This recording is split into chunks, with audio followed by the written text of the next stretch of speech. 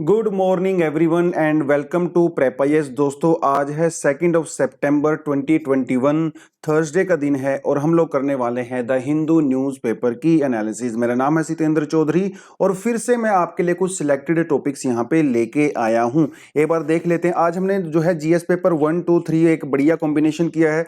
Usually क्या होता है, मोस्टली क्वेश्चन जीएस पेपर 2 से होते हैं, लेकिन आज हम लोगों ने जीएस पेपर 3 के काफी सारे क्वेश्चंस यहाँ पे कवर किए हैं। देख लेते हैं एक बार हम लोग क्या क्या करने वाले हैं। तो पेज 1 भी मैंने आज यहाँ पे एक्स्ट्रा ऐड कर दिया है, आप देख सकते हो। GST collection dip in August but finance ministry sees the growth. GS paper 2 से हम लोग जो है फाइनेंशियल फेडरेशन के बारे में थोड़ा देखेंगे और जीएस पेपर 3 से हम लोग इकोनॉमी का सेक्शन जो है यहाँ से कवर कर सकते हैं। देखिए कल भी कोई स्टूडेंट जो है से कंफ्यूज हो रहे थे, मैं पढ़ रहा था आपके कमेंट्स कि ये जीएस पेपर 2 से है या 3 से है या 1 से है। देखो यार, ऐसे यूपीएससी में कोई हार्ड एंड फास्ट रूल नहीं होता है। एक ही टॉपिक की बहुत सारी डायमेंशंस हो सकती हैं। यूपीएससी को जहां लगता है वो डायमेंशन फिट होती है, यूपीएससी उसी पेपर में उसको दे सकता है। जैसे क्लाइमेट चेंज के क्वेश्चन जीएस पेपर 1 में भी पूछे गए हैं, क्लाइमेट चेंज के रिगार्डिंग क्वेश्चन जीएस पेपर 3 में भी पूछे गए हैं। तो डिजास्टर मैनेजमेंट वाले क्वेश्चन पेपर जीएस में 1 में भी पूछे गए हैं, जीएस पेपर 3 में भी पूछे गए हैं। तो ऐसा कोई हार्ड एंड फास्ट रूल नहीं होता है। आपको बस वो टॉपिक डीप से समझना चाहिए, उसकी सारी डायमेंशंस आप कवर कीजिए। इस चक्कर में मत पढ़िए जीएस पेपर 1, 2, 3। फिर अगर आप इस चक्कर में पढ़ोगे ना तो आपकी तैयारी बहुत लिमिटेड हो जाती है। आप उस टॉपिक को एक्सपेंड करिए, उसकी सारी डायमेंशन को कवर कीजिए, जहां पे भी वो फिट होगा डजंट मैटर, आप एक आंसर लिखने की पोजीशन में वहां पे हो जाओगे। ठीक है, चलिए अगला जो टॉपिक करने वाले हैं। देखिए लद्दाख ने अपना स्टेट एनिमल और स्टेट बर्ड इन दोनों को अडॉप्ट किया है। जीएस पेपर 3 को हम लोग कवर करेंगे, एनवायरमेंट इकोलॉजी वाले सेक्शन से इसको कवर करेंगे। अगला टॉपिक है अबव नॉर्मल रेनफॉल है सितंबर के महीने में। कल भी हम लोगों ने आईएमडी के बारे में थोड़ा पढ़ा था। आज मैंने इसीलिए इसको इंक्लूड किया है क्योंकि आज मैं आपको एक बिल्कुल नया ज्योग्राफी का कॉन्सेप्ट बताने वाला हूं, जिसे कहा जाता है इंडियन ओशियन डाइपोल। बहुत ज्यादा न्यूज में रहता है, बहुत सारे बच्चों को पता नहीं होता है, सिर्फ इसके लिए मैंने आज का जो आर्टिकल यहाँ पे इंक्लूड किया है। अगला जो रहेगा वो रहेगा the no call on bypolls yet. देखिए बाइपोल इलेक्शन कैसे होते हैं, क्यों होते हैं, इलेक्शन कमीशन का इसमें क्या रोल होता है। ज्यादा डिटेल में नहीं जाऊंगा, ब्रीफली जाऊंगा, क्योंकि आई एज्यूम कि आप लोगों ने लक्ष्मीकांत अपर एनसीईआरटी अपनी पढ़ रखी होगी, तो आपको इसके बारे में थोड़ा आइडिया होगा। करंट सिनेरियो में जो है वेस्ट बंगाल का इशू आता है, इसीलिए इसको जो है यहाँ पे इंक्लूड किया गया है।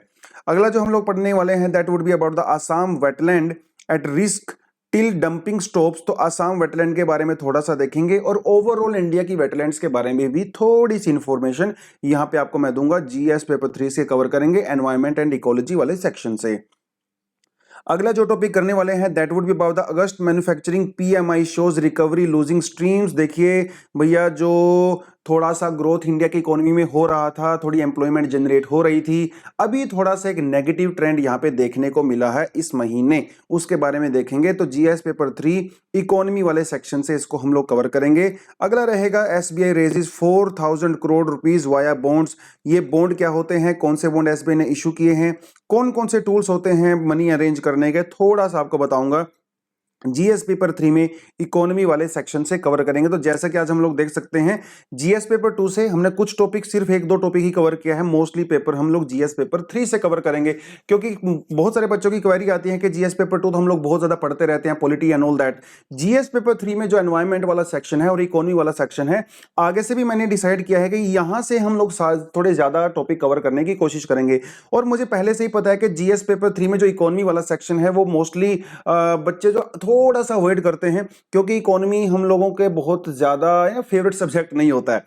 तो कोई बात नहीं, थोड़ा सा टफ रहेगा स्टार्टिंग में इकोनॉमी वाले आर्टिकल्स को समझना, लेकिन over a period of time जैसे जैसे आपकी जो बेसिक टर्म्स क्लियर होती चली जाएंगी, इकोनॉमी सेक्शन भी जो है आपका वो मजबूत हो जाएगा। I am sure about that. और क्योंकि देखिए आप इग्नोर नहीं कर सकते हो, आपको कोई टॉपिक पसंद आए या ना आए, डजेंट मैटर। आप यूपीएससी में जब आ गए हो, आपको हर चीज यहाँ पे ये पढ़नी पड़ती है। इकोनॉमी भी उतनी ही इंपॉर्टेंट है जितनी हिस्ट्री है, जितनी पॉलिटी है, क्योंकि उसकी आपके सिलेक्शन में एक भी दोस्तों अगर आपका वीक पॉइंट छूट गया ना, तो समझ लो वहां से आपके नंबर कम हो जाएंगे। और अगर 10-20 नंबर भी आपके मेंस में कम हो जाते हैं तो आपके लिए वो काफी खतरनाक हो जाता है, क्योंकि फिर लिस्ट से बाहर हो जाते हो।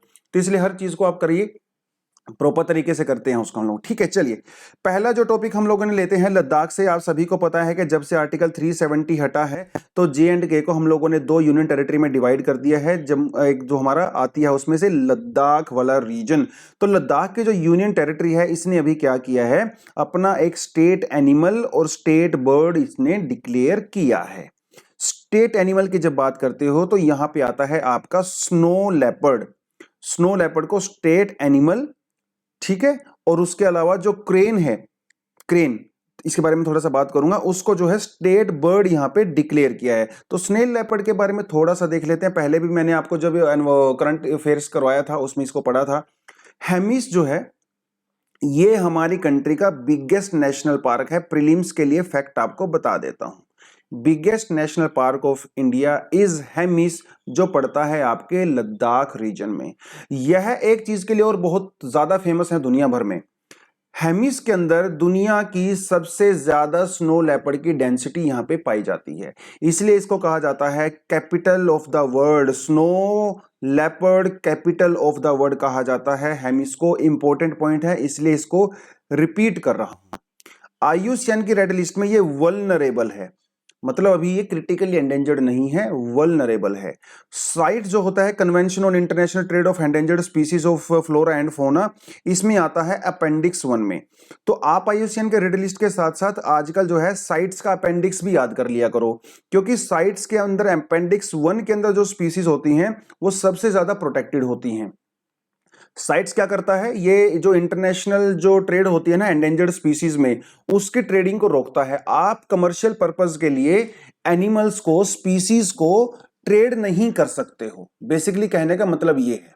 Are you getting this point? हाँ, एक चीज के लिए आप ट्रेडिंग कर सकते हो, वो रिसर्च के लिए आप ट्रेडिंग कर सकते हो, लेकिन आप उसको कमर्शियल पर्पस के लिए, मतलब ऐसा नहीं होगा कि उसको मार्क दिया आपने और उसको ट्रेडिंग कर दिया। नो, ये जो साइट्स है ना, इसका एक नाम और है, आपको पता होगा शायद, वो उसको कहा जाता है वॉशिंगटन कन्वेंशन। इसे वॉशिंगटन कन्वेंशन भी कहा जाता है, तो भी ये भी थोड़ा सा आप इसको याद रख सकते हो, ठीक है। कंप्लीटली ये जो फोर्स में जो है 1975 में आया था साइट्स। तो थोड़ी सी एक्स्ट्रा इंफॉर्मेशन आज मैं आपको दे रहा हूं factual, but anyways her information, जैसे हर दोस्त जरूरी होता है, हर इंफॉर्मेशन भी जरूरी है, कहीं पे भी आपसे पूछी जा सकती है।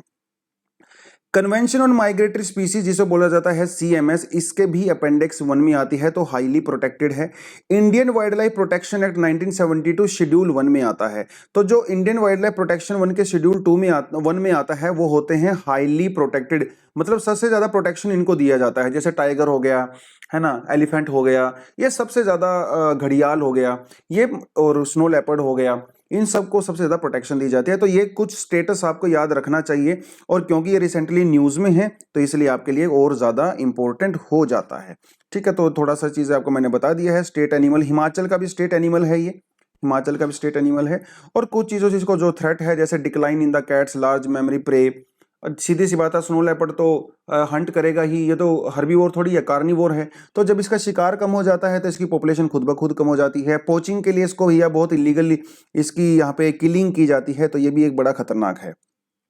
तो ये तो हो गया हमारा स्टेट एनिमल। उसके अलावा जो ब्लैक नेक्ड क्रेन है, इसको किया गया है स्टेट बर्ड डिक्लेयर किया गया है, state bird. Are you getting this point? देखिए इसकी जो गर्दन है वो काले रंग की है, ब्लैक, इसीलिए इसका नाम है ब्लैक नेक्ड क्रेन। और आईयूसीएन की ये नियर थ्रेटेंड लिस्ट में आता है। आईयूसीएन की जो रेड लिस्ट होती है इसके अंदर आप देख सकते हो लिस्ट कंसर्न्ड है, नियर थ्रेटेंड है, वल्नरेबल है, एंडेंजर्ड है, क्रिटिकली एंडेंजर्ड है। ये सबसे ज्यादा इंपॉर्टेंट होते हैं ये तीनों वाले, और इसमें से भी जो क्रिटिकली एंडेंजर्ड है ये सबसे ज्यादा इंपॉर्टेंट होता है। फिर आपका आ जाता है एक्सटिंक्ट इन वाइल्ड, और ये कंप्लीटली एक्सटिंक्ट हो जाता है।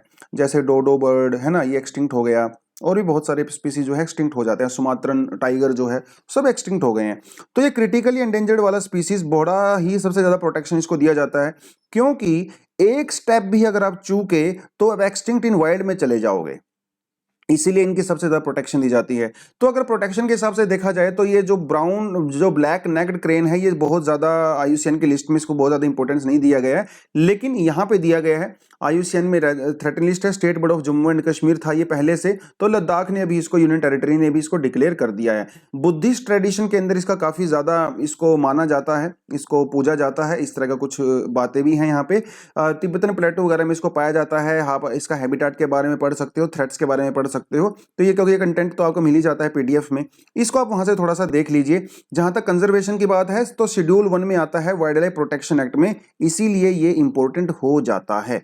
और साइट्स की अपेंडिक्स लिस्ट में 1 में आता है, तो यहाँ पे भी आप इसको देख सकते हो। तो ये स्टेटस आपको पता होना चाहिए, न्यूज में था, तो इसीलिए कई स्टूडेंट ऐसा पूछ लेते हैं सर कौन कौन सी जो है हम लोग बर्ड याद करें, कौन से बर्ड ना याद करें, कौन सी वाइल्ड लाइफ सेंचुरी हमें याद करनी चाहिए।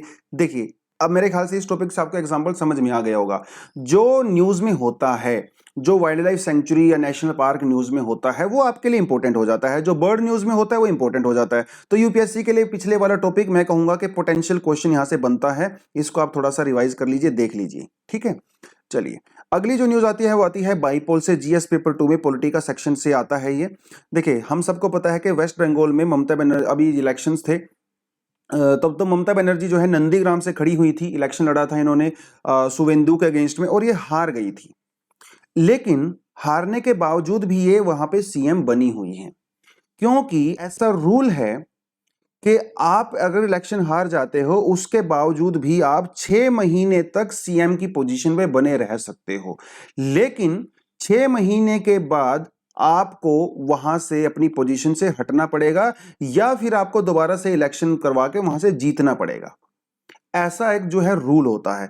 तो अभी जब ये हार गई हैं तो वहां पे कुछ सीट पे, 7 सीटों पे एक्चुअली बाई इलेक्शंस होने हैं, बाई इलेक्शंस होते हैं। तो जैसा होता है ना, जब जब मान लो किसी कोई एक पर्टिकुलर सीट होती है और वहां से या तो कोई मर जाता है जो कैंडिडेट होता है तो दोबारा से वहां पे इलेक्शन करवाए जाते हैं, या फिर वहां पे एक सीट पे एक अगर जैसे मान ले एक ही कैंडिडेट 2 सीट से अगर जीत जाता है तो डेफिनेटली उसको एक सीट छोड़नी पड़ती है, तो दूसरी सीट पे उसको बाई इलेक्शंस करवाने पड़ते हैं ना, तो इसलिए बाई इलेक्शंस यहाँ पे करवाए जाते हैं। तो वेस्ट बंगाल के अंदर इस बार जो है 7 सीटों पे बाई इलेक्शन होने हैं, जिनमें, और क्योंकि ममता बनर्जी ये चीफ मिनिस्टर बनी हुई है विदाउट विनिंग, तो इसीलिए भैया इनको भी यहाँ पे खतरा है, क्योंकि a person who is not a member of the state legislature can be appointed a chief minister for the 6 months only, with in 6 month उसको दोबारा से इलेक्शन यहाँ पे करवाना पड़ेगा, ठीक है।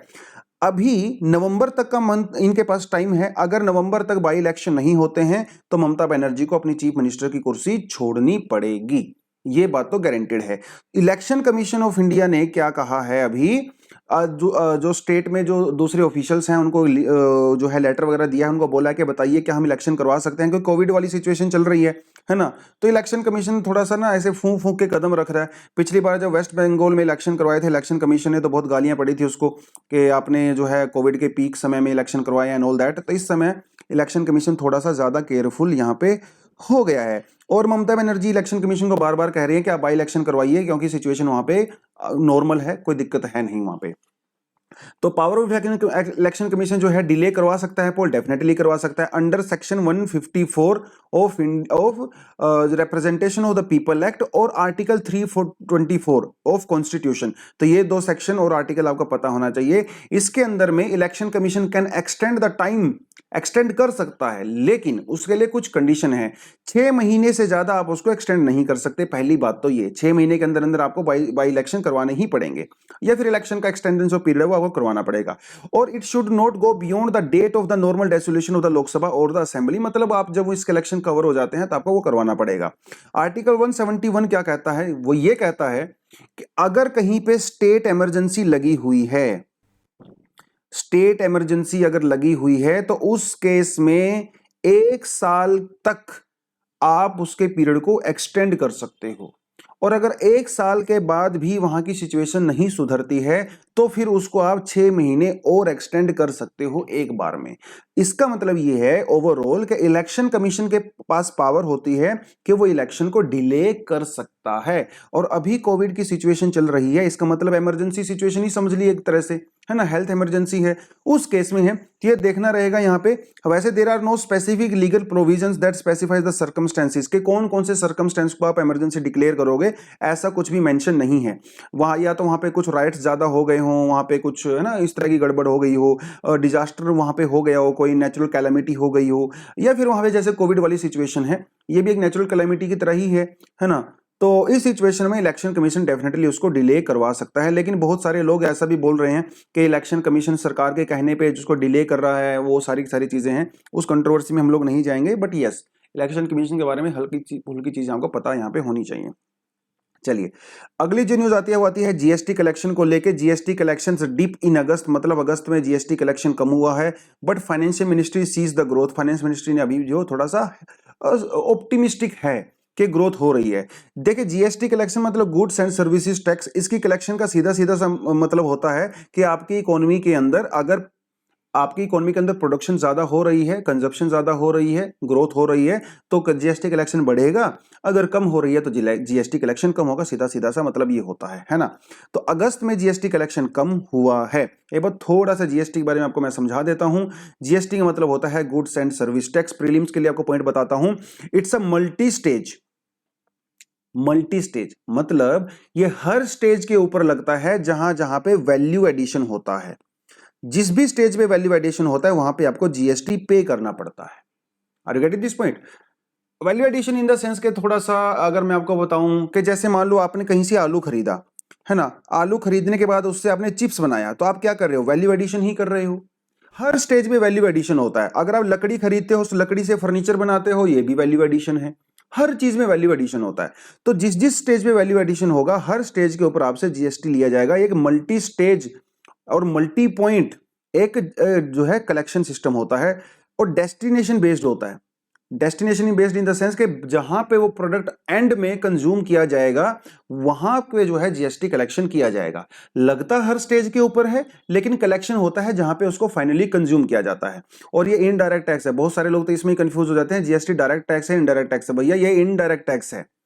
इनडायरेक्ट टैक्स होता है। डायरेक्ट टैक्स आपका होता है जैसे कॉर्पोरेट टैक्स हो गया, आपका पर्सनल इनकम टैक्स हो गया, उसको डायरेक्ट टैक्स बोलते हैं। Are you getting this point? चलिए, goods and service tax was passed in the parliament on the 29th of September 2017। इसको याद करने की जरूरत नहीं है, बट ये 1 जुलाई 2017 में फोर्स में आया था। इस डेट को आप याद रख लीजिए, ठीक है।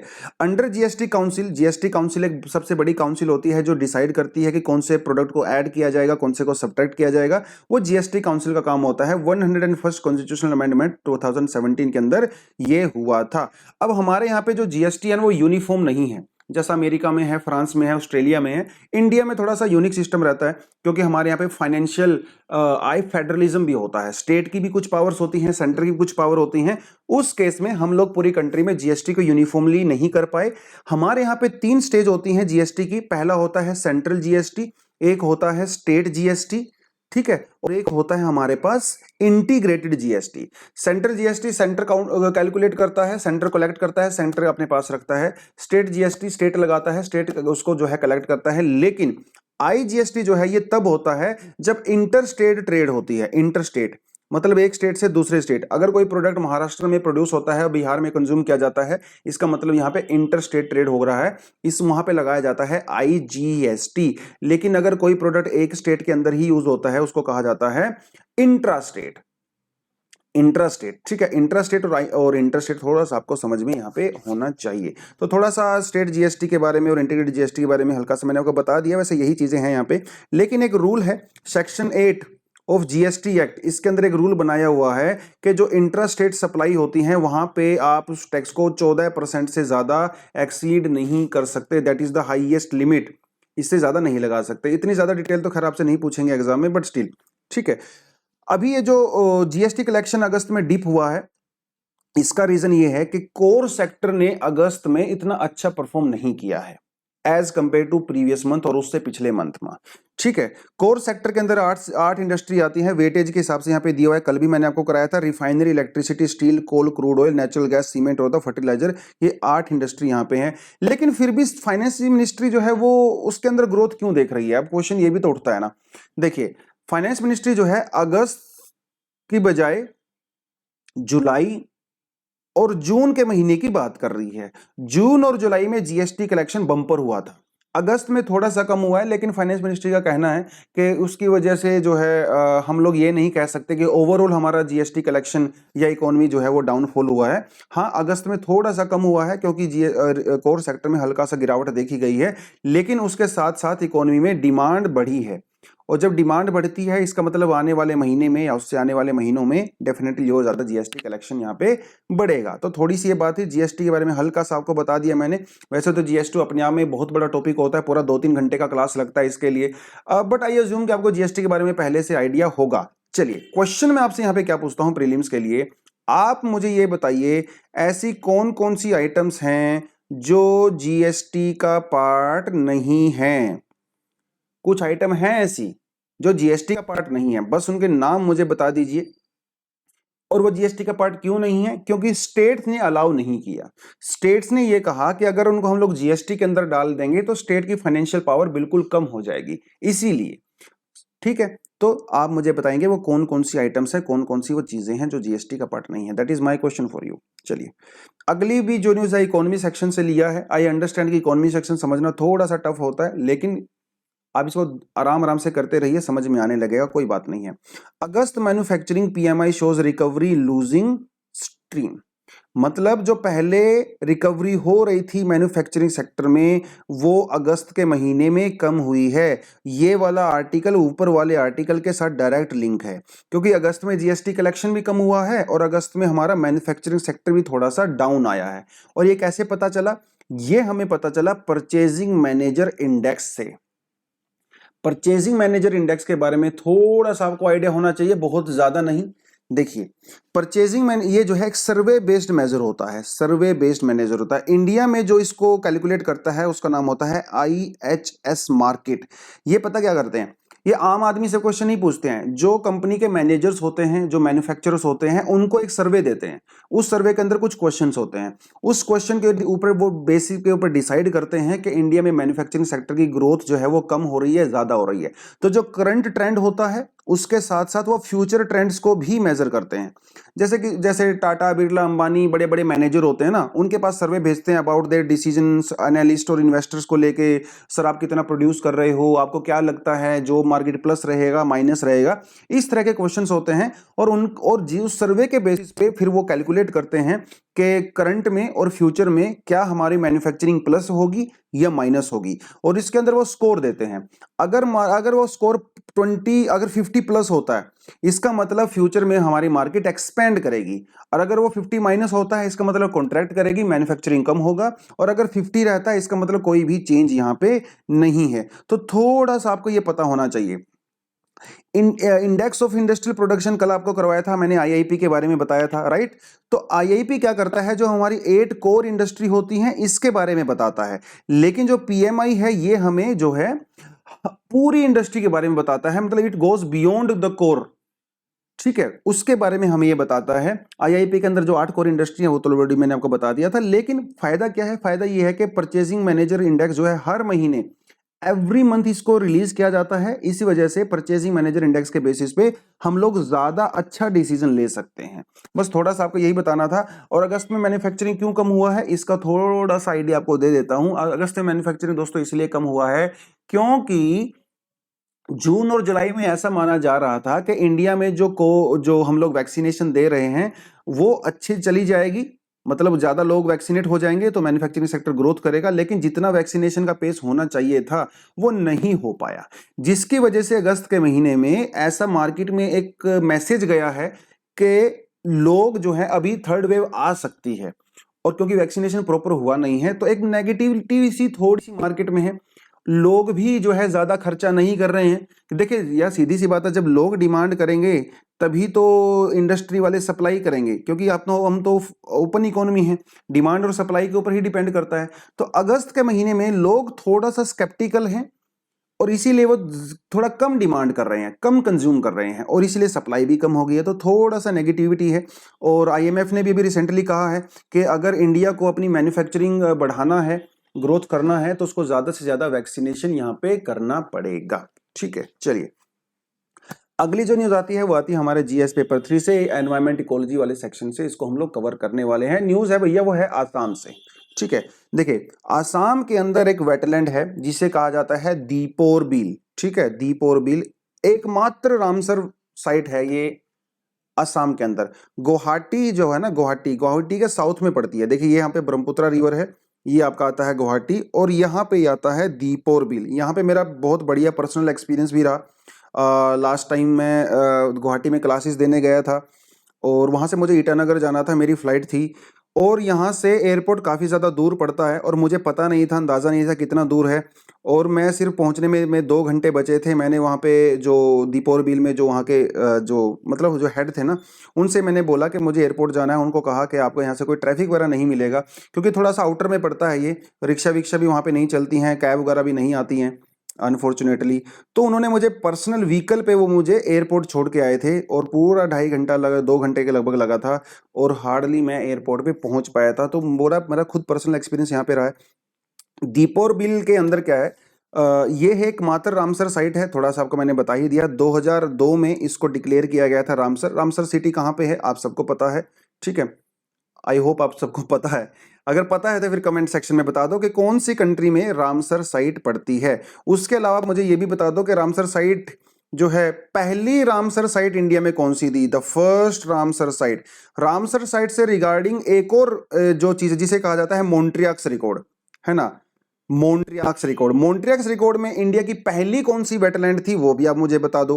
तो जल्दी से जल्दी इन्फॉर्मेशन जल्दी से जल्दी कमेंट सेक्शन में दे दो, मैं पढ़ूंगा। एनीवेज, तो जो दीपोर बिल है ना दोस्तों, ये है परमानेंट फ्रेश वाटर लेक है, याद रखना परमानेंट है, सीजनल नहीं है, परमानेंट फ्रेश वाटर लेक है और सोल्टी भी नहीं है। एक एक वर्ड यहाँ पे इंपॉर्टेंट आपको यहाँ पे नजर आता है। साउथ वेस्ट ऑफ गुवाहाटी यहाँ पे पड़ता है। अब ये न्यूज में क्यों है, बात तो ये है ना सारी की सारी, ये दोस्तों न्यूज में इसलिए है क्योंकि अभी सेंट्रल गवर्नमेंट ने एक नोटिफिकेशन इशू किया है और उस नोटिफिकेशन में एनवायरमेंट मिनिस्ट्री ने यह कहा है कि ऐसे जो इको सेंसिटिव जोन हैं, इको सेंसिटिव जोन है, वहां पे आप जो है किसी भी तरह की कंस्ट्रक्शन नहीं कर सकते। मतलब उनको एक्स्ट्रा प्रोटेक्शन यहां पे प्रोवाइड कराया गया है जो इको सेंसिटिव जोन है। इको सेंसिटिव जोन वो जोन होते हैं, जैसे आपका कोई नेशनल पार्क है या वाइल्ड लाइफ सेंचुरी है, उसके 10 किलोमीटर का जो एरिया होता है ना, उसको कहा जाता है इको सेंसिटिव एरिया। कोई नेशनल पार्क वगैरह होता है तो इसमें आप कोई इस तरह से कोई केमिकल फैक्ट्री नहीं लगा सकते, इस तरह की चीजें हैं। तो जब ये इको सेंसिटिव जोन डिक्लेयर किया गया है दीपोर बिल को, कुछ एक्सपर्ट्स का मानना है कि ये नोटिफिकेशन रद्दी है, इसका कोई मतलब नहीं है, क्योंकि दीपोर बिल में ऑलरेडी बहुत ज्यादा डंपिंग हो रही है। तो पहले तो आप उस डंपिंग को रोकिए, तभी नोटिफिकेशन का फायदा है। अगर क्या नोटिफिकेशन का कोई फायदा यहाँ पे नहीं है, तो इसीलिए दीपोर बिल जो है न्यूज में था। कुछ एक्सपर्ट्स ने एनवायरमेंटल मिनिस्ट्री को लेटर लिखा है, उन्होंने कहा है कि सर नोटिफिकेशन देने से पहले आप ये इंश्योर कीजिए कि वहां पे डंपिंग ना हो, क्योंकि दीपोर बिल के बिल्कुल पास में ही एक डंपिंग ग्राउंड है जहां से गुवाहाटी का जो कूड़ा कचरा आता है वहां पे उसको डंप किया जाता है। तो यहाँ पे एक समस्या ये है।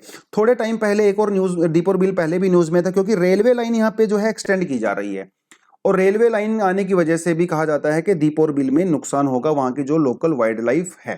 तो थोड़ा सा आपको मुझे इसके बारे में ही बताना था। एनीवेज, एक और आपके लिए प्रीलिम्स के लिए क्वेश्चन है, वो ये है कि रिसेंटली इंडिया में 4 नई वेटलैंड को रामसर साइट का दर्जा दिया गया है।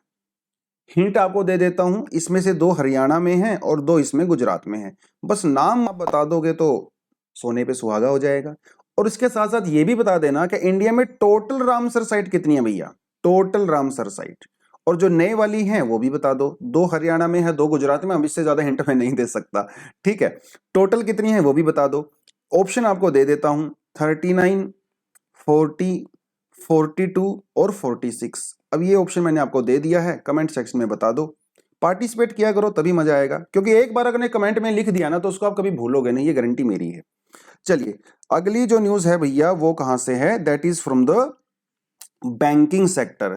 तो एसबीआई ने क्या किया है, अभी बॉन्ड इशू किए हैं। उस बॉन्ड के थ्रू एसबीआई अभी 4,000 करोड़ रुपए की फंडिंग करने वाला है, मतलब उसको पैसे की जरूरत है, तो उसने बॉन्ड इशू किए हैं। ये बॉन्ड है एडिशनल टीयर 1 बॉन्ड। देखिए, जब आप बेसल नॉर्म्स की बात करते हो, जब आप बेसल नॉर्म्स की बात करते हो तो वहां पे जो बैंक की जो कैपिटल होती है उसको 2 हिस्सों में डिवाइड किया गया है मेजरली, टीयर 1 और टीयर 2। टीयर 1 और टीयर 2, जो टीयर 1 कैपिटल होती है बैंक के अंदर, ये सबसे ज्यादा सेफ होता है, सबसे ज्यादा सेफ कैपिटल होती है। और जो टीयर 2 कैपिटल होती है ये थोड़ी सी अनसेफ होती है। वैसे तो टीयर 3 भी होती है जो सबसे ज्यादा अनसेफ होती है, इसके बारे में कोई बात करने का फायदा नहीं है। बेसल कहां पे है, एक सिटी है स्विट्जरलैंड के अंदर, है ना, ये सबको पता होता है। तो बेसल नॉर्म्स के तहत जो है आप टीयर 1 कैपिटल के अंदर, अब टीयर 1 के अंदर भी 2 पार्ट होते हैं, जिसमें से एक को बोला जाता है कैपिटल इक्विटी और दूसरे को बोला जाता है एडिशनल टीयर 1। देखिए, इकोनॉमी, बिल्कुल कोर इकोनॉमी में इस टाइम में गया हुआ हूं, कोर इकोनॉमी समझ में नहीं आ रहा होगा आई गेस, लेकिन कोई बात नहीं, इसको थोड़ा सा 2 बार सुन लेना और आप पहले बेसल नॉर्म्स पढ़ लेना। तो टीयर 1 कैपिटल के अंदर कोई भी बैंक बॉन्ड इशू कर सकता है और उस बॉन्ड को जो भी खरीदता है वो बैंक को पैसे देता है। तो एसबीआई ने ऐसे एडिशनल टीयर 1 बॉन्ड इशू किए हैं क्योंकि एसबीआई को 4,000 करोड़ रुपए की जरूरत थी। ठीक है। ये जो टीयर 1 का बॉन्ड होते हैं ना दोस्तों, इसकी कोई मैच्योरिटी पीरियड नहीं होता है, ये परपेचुअल होते हैं, इनको बोला जाता है परपेचुअल बॉन्ड। मतलब जितने समय तक आप इन बॉन्ड को अपने पास रखोगे, इससे एसबीआई जो है आपको इंटरेस्ट रेट पे करता रहेगा। बॉन्ड क्या होता है? बॉन्ड कुछ नहीं होता, बॉन्ड एक पीस ऑफ पेपर होता है जिसके ऊपर एसबीआई लिखेगा कि मैं एसबीआई हूं, मुझे इतने पैसे की रिक्वायरमेंट है, तो आप इस बॉन्ड को खरीद सकते हो। आप तो आम इन्वेस्टर हो, आप जब इस बॉन्ड को खरीदते हो तो ये बॉन्ड आपके पास चला जाता है और आज आप एसबीआई को पैसा दे देते हो। तो जब एसबीआई को पैसा देते हो तो एसबीआई का पैसे का जुगाड़ हो जाता है। जब तक ये बॉन्ड आपके पास रहेगा, एसबीआई आपको इंटरेस्ट रेट पे करता रहेगा। Are you getting this point? तो कुछ समय के बाद एसबीआई आपसे ये बॉन्ड वापस ले लेगा और इसका जो प्रिंसिपल है वो आपको वापस कर देगा। बॉन्ड इस तरह से होता है। Bond is nothing but a piece of paper. आप इसको क्यों खरीदते हो? क्योंकि आपको पैसा कमाना है, सीधी सी बात है। और जो एडिशनल टीयर बॉन्ड होते हैं ये थोड़ा सा रिस्क वाले होते हैं, हाई रिस्क होता है। हाई रिस्क वाले जो भी बॉन्ड होते हैं उनके ऊपर हमेशा इंटरेस्ट रेट हाई दिया जाता है। देखिए सेफ वाले में तो इंटरेस्ट रेट पे करने की ज्यादा जरूरत है ही नहीं, लोग क्यों इन्वेस्ट करेंगे उसके अंदर? लोग हाई रिस्क वाले के अंदर इन्वेस्ट इसीलिए करते हैं क्योंकि वो हाई रिवॉर्ड होता है, उसके ऊपर इंटरेस्ट रेट बहुत ज्यादा होता है, इसीलिए लोग इन्वेस्ट करते हैं। तो आम जनता, आपके जैसे मेरे जैसे लोग इसमें इन्वेस्ट नहीं करते हैं। जो बहुत बड़े बड़े लोग होते हैं भैया, अमीर लोग होते हैं और जिनको हाई इंटरेस्ट चाहिए होता है, हाई एकदम से उनको गेन चाहिए होता है, वही लोग ज्यादातर इसके अंदर इन्वेस्ट करते हैं। तो नॉर्मली क्या होता है, क्रिसिल जो है क्रेडिट एजेंसी होती है, जो नॉर्मल बॉन्ड होते हैं बैंक के उसको वो AAA रेटिंग देता है, लेकिन जो एडिशनल टीयर 1 बॉन्ड होते हैं इसको ये AA+ देता है। मतलब ये थोड़ा सा कम रेटिंग वाले होते हैं, लेकिन प्रॉफिट ज्यादा होता है। हमेशा याद रखो, जो भी बॉन्ड कम सिक्योर होते हैं या जो भी बॉन्ड हाई रिस्क होते हैं उनके ऊपर हमेशा हाई प्रॉफिट होता है, क्योंकि उनके भैया डूब जाने की भी उम्मीद पूरी होती है। ठीक है, तो एडिशनल जो बॉन्ड हैं वो इशू किए गए हैं। बेसल नॉर्म्स के बारे में आपको पहले से पता ही होगा, है ना। बेसल हमारे यहाँ पे 3 नॉर्म्स होते हैं, बेसल 1, बेसल 2 और Basel 3। Are you getting this point? Basel 1, Basel 2 और बेसल 3। बेसल एक सिटी है, कहाँ पे है? ये आती है हमारी स्विट्जरलैंड के अंदर में, स्विट्जरलैंड के अंदर में। तो सबसे पहला जो बेसल नॉर्म इशू किए गए थे वो किए गए थे 1988 के अंदर। उसके बाद मेरे ख्याल से 2004 में शायद जो है बेसल 2 नॉर्म्स को इशू किया गया था। और उसके बाद जो है 2010 में जब फाइनेंशियल क्राइसिस हुआ था उस समय बेसल 3 को इशू किया गया था। मुझे एग्जैक्ट 3 वाला याद नहीं है, ये तो मेरे ख्याल से दोनों ठीक हैं। इंडिया ने अभी बेसल 3 नॉर्म्स को इंप्लीमेंट नहीं किया है पूरी तरह से। अगर एग्जाम में क्वेश्चन आ जाए तो आप ये बता सकते हो। वैसे तो इसकी जो लास्ट डेट थी वो 2019 थी। 2019 के बाद इसको 2020 में एक्सटेंड कर दिया गया था, लेकिन कोविड की वजह से अभी आरबीआई ने कहा है कि हम इसको और ज्यादा फर्दर एक्सटेंड करेंगे। तो मतलब इंडिया ने बेसल 3 नॉर्म्स को अभी पूरी तरह से इंप्लीमेंट नहीं किया है। बस थोड़ी सी इंफॉर्मेशन आपको ये देना चाहता था मैं यहाँ पे। ठीक है, चलिए अगली जो न्यूज करने वाले हैं दोस्तों वो रहेगी हमारी मॉनसून को लेके। मॉनसून के बारे में कल भी हम लोगों ने किया था। देखिए मॉनसून जो है वो सितंबर के महीने में अबव नॉर्मल रहने वाला है। ठीक है, अबव नॉर्मल का मतलब देखिए आपको मैंने बता दिया था कल ही कि अगर 96 से 104% के बीच में होता है लॉन्ग पीरियड में, लॉन्ग पीरियड एवरेज मतलब 50 साल की एवरेज, तो उसको बोला जाता है नॉर्मल। अगर वो इससे कम होता है तो बिलो नॉर्मल, अगर इससे ऊपर होता है तो अबव नॉर्मल। तो जुलाई के महीने में और अगस्त के महीने में हमारे यहाँ पे जो मॉनसून रहा है वो बिलो नॉर्मल रहा है, लेकिन आईएमडी ने कहा है कि वो सितंबर के महीने में अबव नॉर्मल चले जाएगा, क्योंकि इंडियन ओशन डाइपोल पॉजिटिव हो गया है। अब ये इंडियन ओशन डाइपोल की क्या बीमारी होती है? देखिए डाइपोल का मतलब होता है जिसके 2 पोल होते हैं, मतलब 2 एज होते हैं। तो ये भी एक डाइपोल है ना। एक एज ये है, एक एज ये है, तो डाइपोल आपने पता ही होगा। डाइपोल मतलब जिसके 2 सिरे होते हैं, जो खंबा लगा होता है ना वो भी एक डाइपोल ही होता है। ठीक है, इंडियन ओशन के अंदर होता है। थोड़ा सा बता देता हूं आपको। देखिए ये यहाँ पे इंडियन ओशन है, इस पोल का एक हिस्सा यहाँ पे होता है, इस पोल का एक हिस्सा यहाँ पे होता है। देखिए ये है दोस्तों इंडियन मैप। ठीक है, ये आधा है इंडियन मैप, ये पूरा इस तरह से होता है। ठीक है, यहाँ पे J&K पूरा इंडिया का पार्ट है और ये अक्साई चीन पूरा इंडिया का पार्ट है। तो ये कई बार मैप्स में ऐसा दिखा देते हैं तो उसको थोड़ा सा सीरियस मत लिया करो। हम सबको पता है ना, देखिए अलग है ना, दोनों चीजें अलग हैं। जो ये वाला मैप है, जो ये वाला मैप है इसका मतलब है कंट्रोल्ड टेरिटरीज, और जो ये ऊपर वाला पार्ट है इसका मतलब होता है क्लेम्ड टेरिटरीज। तो ये जो ऊपर वाला पार्ट है, this is claimed territory of India, this is also claimed territory of India because we consider it is a very integral part of India. और ये है भी, इसमें किसी तरह का कोई भी डाउट नहीं है। लेकिन जब आप गूगल करते हो तो 99% केस में आपको यही मैप दिखाया जाता है। तो मेरे एक अंकल हैं, वो ब्रिगेडियर रिटायर हैं, मैंने उनको पूछा कि अंकल ये गूगल पे इस तरह से दिखाया जाता है तो इंडियन गवर्नमेंट इसके अगेंस्ट में एक्शन क्यों नहीं लेती है? तो उन्होंने कहा कि यार ये मैप जो है इसलिए दिखाया जाता है because of the controlled territories, this is the territory which is controlled by India ना। तो ये जो गूगल पे मैप है वो कंट्रोल्ड टेरिटरी दिखाए जाते हैं rather than the claimed territory. तो ये जो इंटीग्रल पार्ट है इंडिया के, इसमें किसी तरह का कोई भी डाउट नहीं है। अगर आप इस तरह के मैप को देखते हो तो आप समझ जाया करो कि इंडिया का पार्ट है। तो ये गूगल से हम लोग इसको कई बार कॉपी पेस्ट करते हैं तो इस तरह से वो आ जाता है ना। इसका मतलब ये नहीं है कि हम इंडिया के मैप को गलत दिखा के और क्लेम कर रहे हैं कि इंडिया का पार्ट नहीं है। भैया ये इंडिया का बिल्कुल पूरी तरह से एकदम इंटीग्रल पार्ट है। मैंने खुद पर्सनली पीएमओ के अंदर इतनी बार कंप्लेंट डाली है इस चीज की कि गूगल पे इंडिया का मैप इस तरह से दिखाया जाता है, कोई रिप्लाई नहीं आया। मेरे दो फ्रेंड ने भी जो है कई बार पीएमओ में डाला है, तो मेरे ख्याल से पीएमओ खुद जो है इसको एक्सेप्ट करता है कि this is the control territory and this is the claim territory. I don't note know, लेकिन आपको थोड़ा सा यहाँ पे देखना पड़ेगा। ये इंडिया का पूरा मैप इस तरह से होता है, इंटीग्रल पार्ट ऑफ इंडिया। भैया हम तो अखंड भारत की बात करते हैं तो बांग्लादेश भी, अफगानिस्तान तक की बात करते हैं, पाकिस्तान तक की बात करते हैं, नेपाल तक की बात करते हैं ना। खैर इतना पुराना हिस्ट्री में नहीं जाएंगे, बट यस अगर आपको पूरा इंडिया जो है, आप एग्जाम में भी पूरा इंडिया ही बनाओगे इस तरह से, है ना, इसको नहीं बना सकते आप। ये आ जाता है यहाँ पे पाकिस्तान ऑक्युपाइड कश्मीर, ये आ जाता है अक्साई चीन।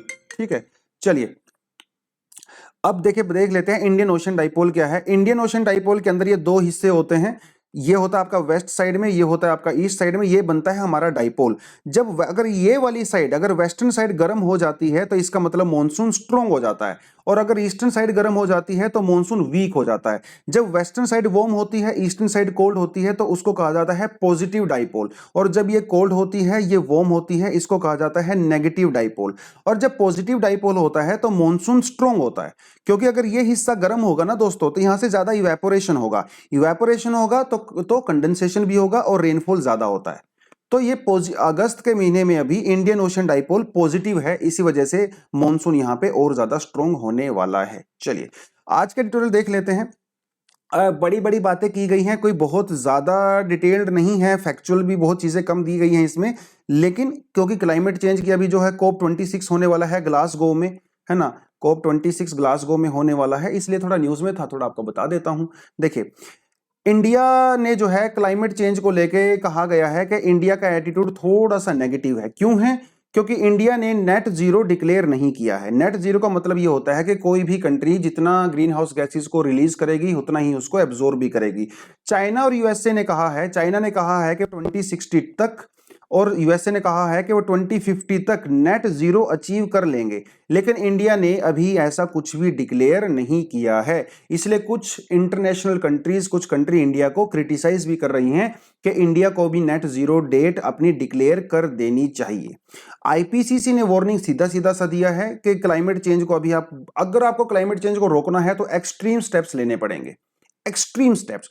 COP26 इस बार जो है ग्लासगो में हो रहा है, ब्रिटेन के अंदर हो रहा है। मोर देन 100 कंट्रीज ने नेट जीरो के लिए प्रोमिस किया है कि वो अचीव कर लेंगी, तो अनफॉर्चुनेटली इंडिया इसका पार्ट नहीं है।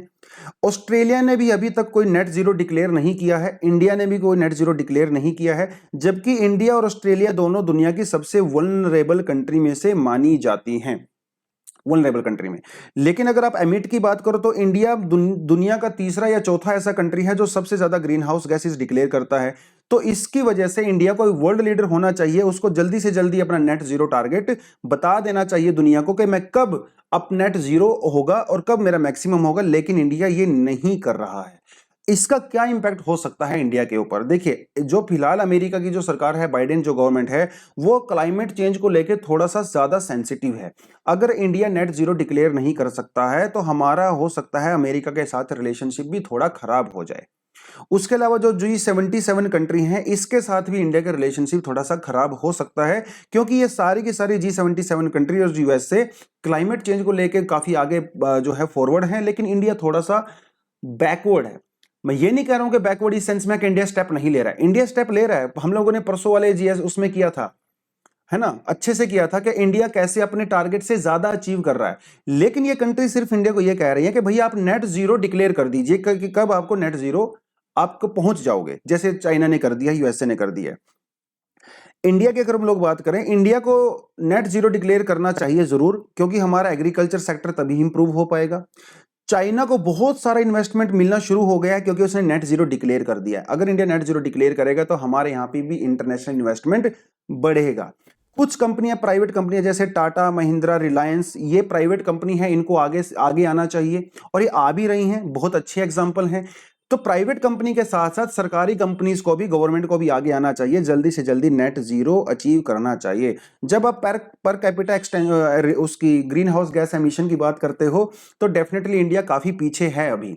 अमेरिका, चाइना के कंपैरिजन में, यूरोपियन यूनियन के कंपैरिजन में per capita green house gas emission अभी भी हमारा बहुत ज्यादा कम है, इसमें किसी तरह का कोई डाउट नहीं है। और इंडिया हमेशा से ही एक्सटर्नल हेल्प की डिमांड करता है अमेरिका और यूरोपियन कंट्री से कि आप हमें टेक्निकल हेल्प दीजिए, लेकिन वो हिस्टोरिकल रिस्पॉन्सिबिलिटी के चक्कर में इंडिया अपनी रिस्पॉन्सिबिलिटी नहीं भूल सकता, ऐसा इस एडिटोरियल में बताया गया है। तो India should not wait for the technical help from the outside, India को अपने आप ही प्रोएक्टिव स्टेप लेने चाहिए, ऐसा इस एडिटोरियल में बताया गया है। तो हमें क्या कर सकते हैं हम लोग, what should we do? Renewable energy के अंदर और ज्यादा हम लोगों को इन्वेस्टमेंट करना चाहिए, हमारा जो इलेक्ट्रिसिटी ग्रिड है उसके साथ उसको अटैच करना चाहिए। जीरो एमिशन ट्रांसपोर्ट के ऊपर फोकस करना चाहिए, जैसे सोलर पावर्ड जो व्हीकल्स होते हैं या सीएनजी व्हीकल्स होते हैं, हाइड्रोजन व्हीकल्स होते हैं, यहां पे हम लोगों को इन्वेस्ट करना चाहिए ताकि फ्यूचर में हम लोग ट्रांसपोर्ट के द्वारा जीरो एमिट करें ग्रीन हाउस गैसेज। डीकार्बनाइजेशन करना चाहिए हम लोगों को, स्टील, सीमेंट, केमिकल और एग्रीकल्चर इंडस्ट्री हैं, ऐसे नई नई टेक्नोलॉजी का यहाँ पे यूज करना चाहिए ताकि ये कार्बन डाइऑक्साइड को एमिट ना करें। उसके अलावा ग्रीन फाइनेंसिंग करना चाहिए, ऐसे प्रोजेक्ट्स को ज्यादा प्रमोट करना चाहिए इंडिया को जो ग्रीन टेक्नोलॉजी के अंदर जो है इन्वेस्ट करते हैं। ग्रीन बॉन्ड वगैरह हम लोग इशू कर सकते हैं, क्लाइमेट ट्रांजिशन फंड वगैरह हम लोग इशू कर सकते हैं। अब ये किसने लिखा है? इसको लिखने वाले हैं मिस्टर पैट्रिक, क्योंकि पहले इंडिया में ये जो है एनओए भी रह चुके हैं इंडिया के, इसीलिए इन्होंने आर्टिकल लिखा है, इंडिया की सिचुएशन को समझते हैं। तो ओवरऑल बहुत ज्यादा बड़ी बड़ी बातें इसमें नहीं लिखी गई है, सिर्फ एक चीज पे ही फोकस किया गया है कि जो कोप 26 होगा ब्रिटेन के अंदर, यहां पे इंडिया को अपने नेट जीरो टारगेट बता देना चाहिए, इससे इंडिया को ही बेनिफिट होगा। नो डाउट इंडिया एक वर्ल्ड लीडर है, इंडिया अपने टारगेट को ऑलरेडी बहुत अच्छे से अचीव कर रहा है। तो इंडिया का जो एनडीसी था, है ना, नेशनली डिटरमिन्ड कंट्रीब्यूशन, इंडिया को और ज्यादा जो है यहाँ पे एम्बिशन दिखाना चाहिए।